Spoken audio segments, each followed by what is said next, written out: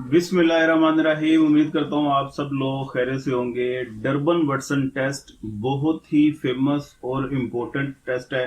Econometrics जिनका subject है वो आप रेगुलर स्टडी कर रहे हैं, मास्टर्स या प्राइवेट कर रहे हैं, इसमें आपको ये question paper point of view से बहुत ही ज्यादा इंपॉर्टेंट है और इस क्वेश्चन की अंडरस्टैंडिंग आपको होनी चाहिए।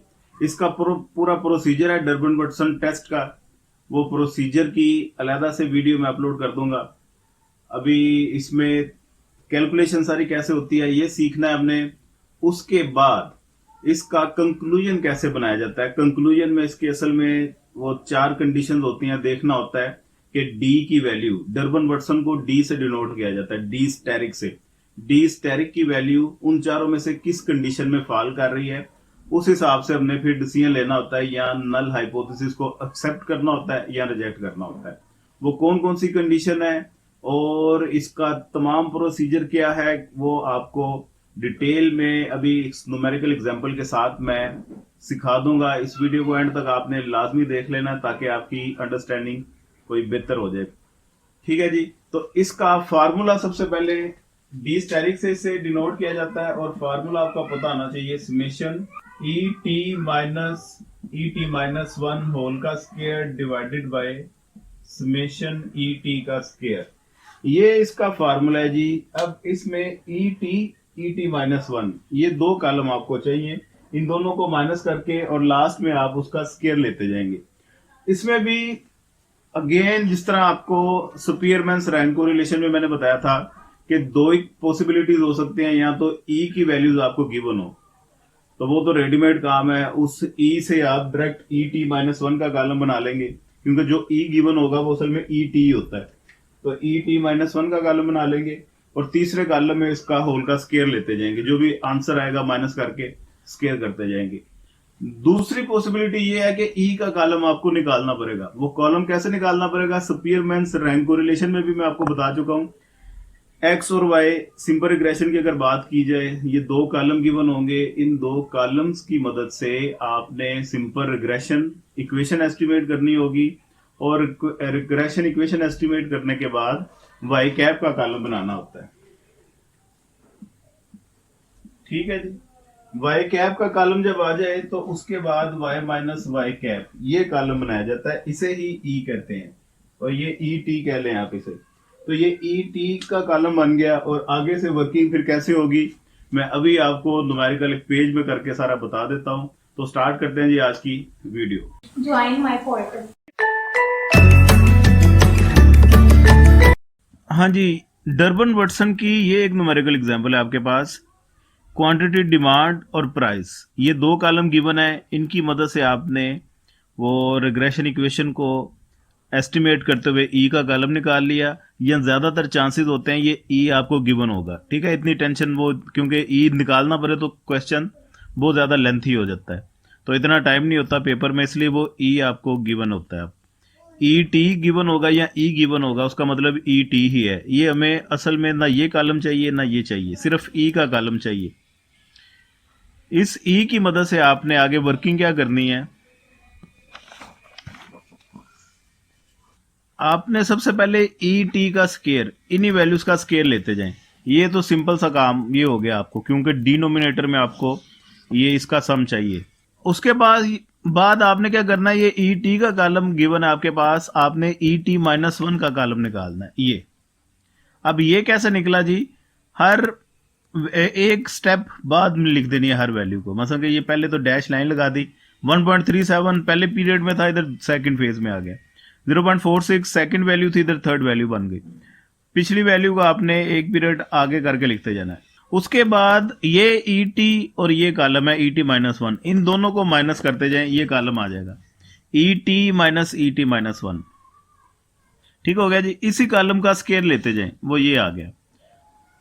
यही कॉलम आपको चाहिए बस। इसके स्केयर की ये तमाम जितनी भी वैल्यूज हैं इसे आपने सम कर लेना है, ये आ जाएगा summation e t minus one whole का स्केयर।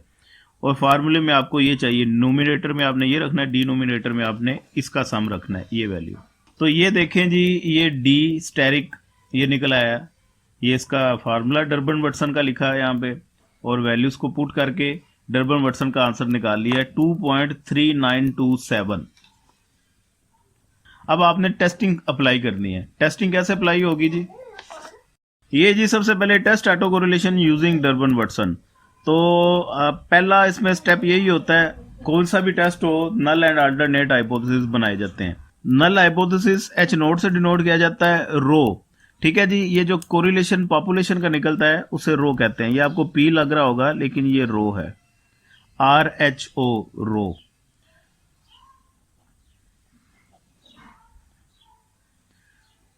एच नोट उसमें आपने लिखना है rho equal to zero. Rho equal to zero का मतलब है there is no autocorrelation. और अल्टरनेट हाइपोथेसिस H1, H1 में आपने लिखना है rho not equal to zero, इसका मतलब है ऑटो कोरिलेशन है।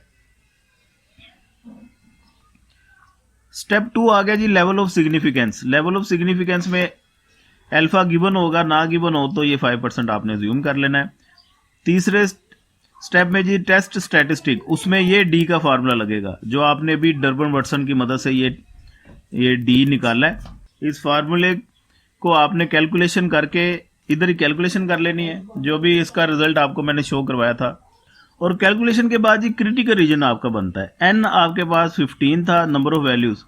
के सिंपल रिग्रेशन का क्वेश्चन है, उसमें के इक्वल टू 1 नहीं होता है।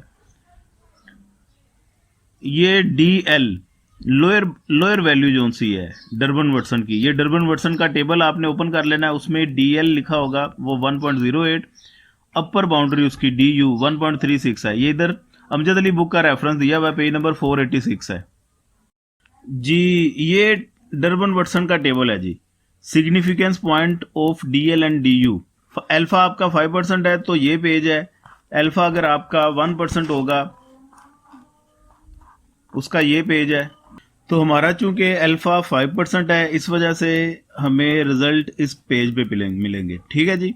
उसके बाद अल्फा जब आपने सॉर्ट आउट कर लिया, आपको दो चीजें चाहिए, एक तो n चाहिए और दूसरा k आपका वो क्या है। k मैंने आपको पहले बता दिया सिंपल रिग्रेशन में इक्वल टू 1 होता है, क्योंकि इंडिपेंडेंट वेरिएबल उसमें सिर्फ एक ही होता है।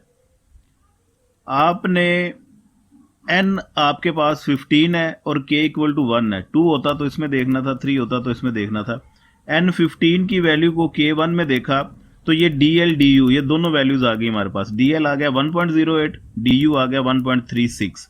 ये दोनों वैल्यूज को आपने ये लिख लिया इधर। अब आपने 4 - DL भी कर लेना है, 4 - DU भी कर लेना है, ताकि डिसीजन की जो 4 कंडीशंस हैं वो अब आपको मैं बताने लगा हूं कैसे आपने चेक कर लेना है। ये 4 कंडीशन आपको जुबानी याद होनी चाहिए जी। सबसे पहली कंडीशन है जी, अगर D आपका वो DL से छोटा हो जाए तो हम H नोड को रिजेक्ट करते हैं और पॉजिटिव ऑटो कोरिलेशन है ये मानते हैं। दूसरी कंडीशन है D आपका अगर ग्रेटर हो जाए 4 - DL से तो भी हम H नोड को रिजेक्ट करेंगे, लेकिन ऑटो कोरिलेशन जो डाटा में है वो नेगेटिव होगी। तीसरी कंडीशन है अगर D आपका 4 - DU से छोटा हो जाए तो हम H नोड को एक्सेप्ट कर लेंगे। और फाइनली अगर D आपका DL से ग्रेटर है और DU से छोटा है तो हम बोलेंगे कि टेस्ट इज इनसिग्निफिकेंट। ठीक है जी, टेस्ट स्टैटिस्टिक इज इंक्लूसिव। अब ये देख लेते हैं कि ये जो D हमारा निकला है 2.3927 ये किस कैटेगरी में फॉल करता है। तो ये जी D लेस देन 4 - DU इस कैटेगरी में आ रहा है जी। 4 - DU से छोटी है वैल्यू, क्योंकि 4 - DU वो है 2.64, तो ये 2.64 से जस्ट ये वैल्यू स्मॉलर है 2.3927। इस वजह से हमने अब आगे डिसीजन दे देना है so that we accept the null hypothesis of no autocorrelation. हमने नल हाइपोथेसिस को एक्सेप्ट कर लिया और ऑटो कोरिलेशन नहीं है डाटा में। ये कहानी है जी सारी डर्बन वॉटसन टेस्ट की। उम्मीद करता हूँ ये वीडियो आपको समझ में लग गई होगी। वीडियो पसंद आई हो दोस्तों के साथ इसे शेयर लाजमी कर दें। अपना ढेर सारा ख्याल रखिएगा। ऑनलाइन क्लासेस हमारी कंटिन्यू है, वो ज्वाइन करनी हो तो आप रब्ता कर सकते हैं। MA MSc पार्ट 1 पार्ट 2 के ऑनलाइन सेशन हमारे वो रेगुलर बेसिस पे कंटिन्यू है। दुआओं में याद रखिएगा, अपना ढेर सारा ख्याल रखिएगा। पाकिस्तान जिंदाबाद। ਮੈਨੂੰ ਇਕਨੋਮਿਕਸ ਕੁਆਟਰ ਨਾਲ ਪਿਆਰ ਹੈ, ਤੁਸੀਂ ਵੀ ਪਿਆਰ ਕਰੋ, ਸਬਸਕ੍ਰਾਈਬ ਕਰੋ, ਲਾਈਕ ਕਰੋ ਤੇ ਕਮੈਂਟ ਕਰੋ।